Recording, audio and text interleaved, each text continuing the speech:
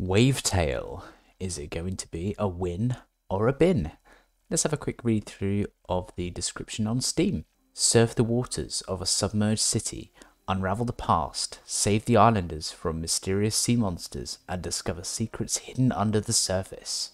Just going to very briefly show you the graphical options here. Nothing out of the ordinary. All controls are customizable.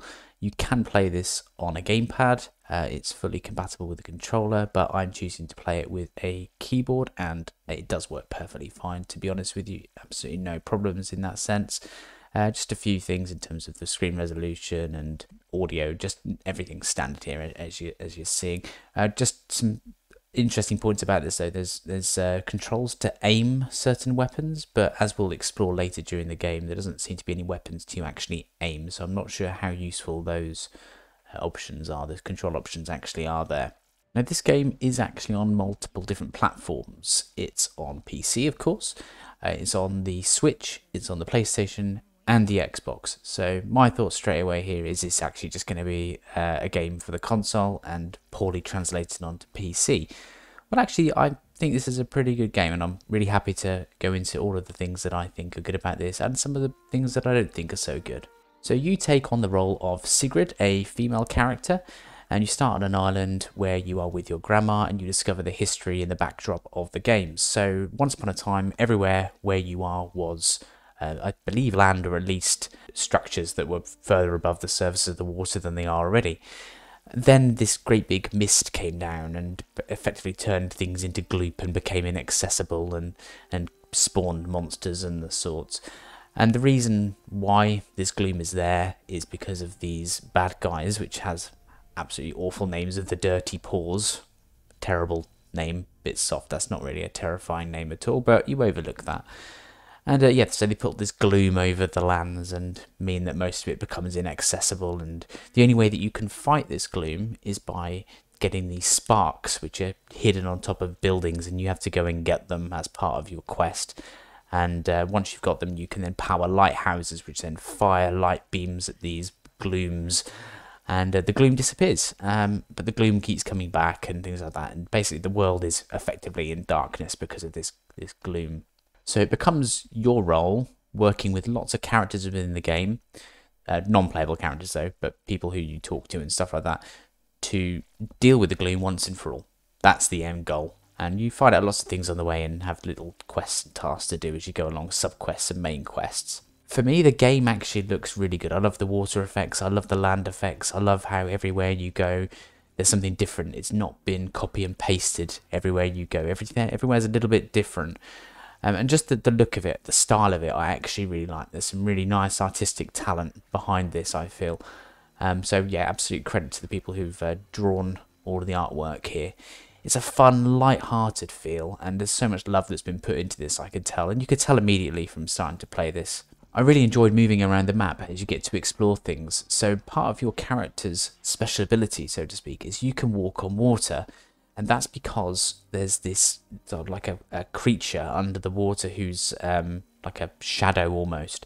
And they're sort of human size, similar to you, but they kind of walk opposite to you. So you put your foot on water, they're putting their foot on water underneath you, which supports you. So it means that you can walk on water. So if you run, they run at the same speed, but sort of mirroring you underneath the water surface. And if you jump and you come down, they sort of catch you because they land on your feet and their feet are already there, kind of thing. But you'll see hopefully what I mean just by watching the footage here. It ends up a little bit like free running, like parkour. So it's quite enjoyable. It's very, very laid back, absolutely laid back. This game is something that you would play if you're just looking for some chilled out time, and it won't last you more than 4 or 5 hours at all. But just to chill out with no real seriousness, you're not in any danger. You can take your time and just enjoy running around the map and hovering and doing sort of dashes and just chill out. And it's got a nice style to it and some really cool environments. As I say, everywhere's very different and it's nice to explore. I know I mentioned earlier the game works absolutely fine on a keyboard. I had no need to consider a controller whatsoever. But as part of that aspect, the camera moves around really well on the map. There's no stuttering or I'm stuck at weird angles or anything like that. I found it was optimized quite nicely in that respect too.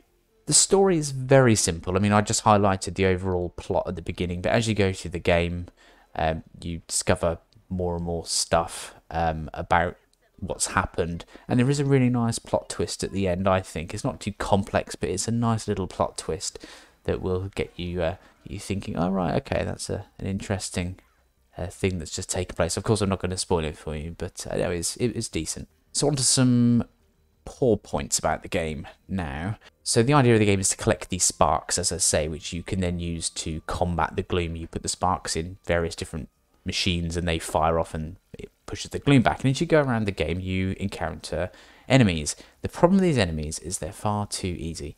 The basic enemy is this spider type thing. One hit and it's dead. Absolutely no intelligence whatsoever. You can be taking on one, being surrounded by several at the same time, and you won't be being attacked from different angles. So there's not much AI going on there. But they are so simple. They don't challenge you. You just can't die. Well, you can if you didn't do anything, but it's so hard to even die in this game. The bosses are no challenge as well. I mean, there's not really a difficult boss per se. They don't come up too often.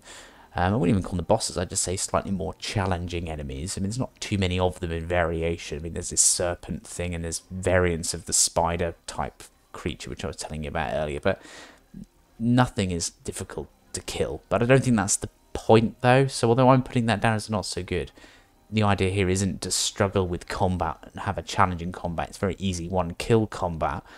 But because it's so super chilled, I kind of understand that, but I personally would have liked a little bit more challenge, and I still think you could have got a bit more challenge and kept the chill factor, but they've maybe gone a bit too far the other way and made it too easy. Although the game overall looks nice, the environment, the water, the land, some of the characters close up, such as the grandma, they have really irritating faces that are poorly animated, I think. I know the style of the game is kind of in keeping with what you'll see when you zoom in, but for me I just think it was a little bit poor. They could have improved a little bit on some of the character animations, you know, facial expressions and lip syncing, that sort of thing. I mean, as you go through the game, you can earn these electric points. They're like little metal ribbon things that you can get. I don't actually quite know what they are, but you can spend them on clothes and outfits for your character. That's all you can spend them on. So you can buy a new hat, get a new outfit, and you can do this in different places, but it's really boring in that sense. There's nothing other than aesthetics that you can do. So I changed my hat a couple of times. I thought, what's the sodding point? So I'm picking up all of these effectively coin, and what's there to look forward to? Oh, I'm going to buy a pair of shoes. Brilliant. That's not for me. That's so boring. You can't buy any weapons, which would be so cool. You know, change your weapons. I know the enemies are so easy, but just get a bit of variation, because all you have is this silly net thing, and you can hit people with that, but that's about it. You know, I want something that does something a little bit different, so you can mix and match your weaponry and the way you kill these enemies. One thing that was a potential bit of a glitch was on the map. You can see your missions, so you've got your main quests and some side missions. If you try and click on one or hover your mouse over one, it kept sort of moving to another one randomly, so you could never really click on the one you wanted. It never seemed to pick up where your mouse was. It would just, yeah, it seemed a bit glitchy in that respect, but that was the only real thing that I found that annoyed me visually in terms of glitch. So yeah, overall, I really enjoy playing this game. I mean, for 4 or 5 hours, it's okay. It's not a game you're going to be going back and playing on the open world mode, which you can once you complete the game. I don't feel the need to do that. I don't want to do that. I'm done. I've explored enough. I've done enough.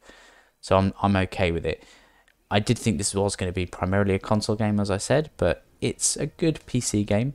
The price, I feel, is a bit steep. It's 15 English pounds.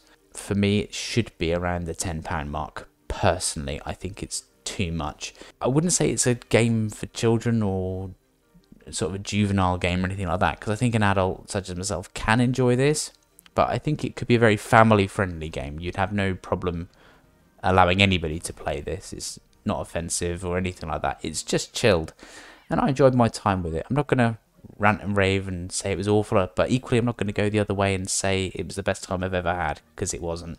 It was a reasonably good game. Had some fun, but after 5 hours of playing, I'm done. Most of the enjoyment, though, was just purely from the running around and going on some of the structures, because it's all about climbing most of the time. You had to find your way to the top of buildings, and it was quite fun just to be able to use this free running type of mechanic to get to the top of the buildings, and at the end, once you've got your spark or the target that you needed to do, then you could just jump off. There's no real variation in any of the tasks that you're asked to do, so it becomes a little bit tiresome doing the same thing over and over again. But because it's only 4 or 5 hours long, it's bearable, and it soon comes to an end, and you're happy with what you've been able to do.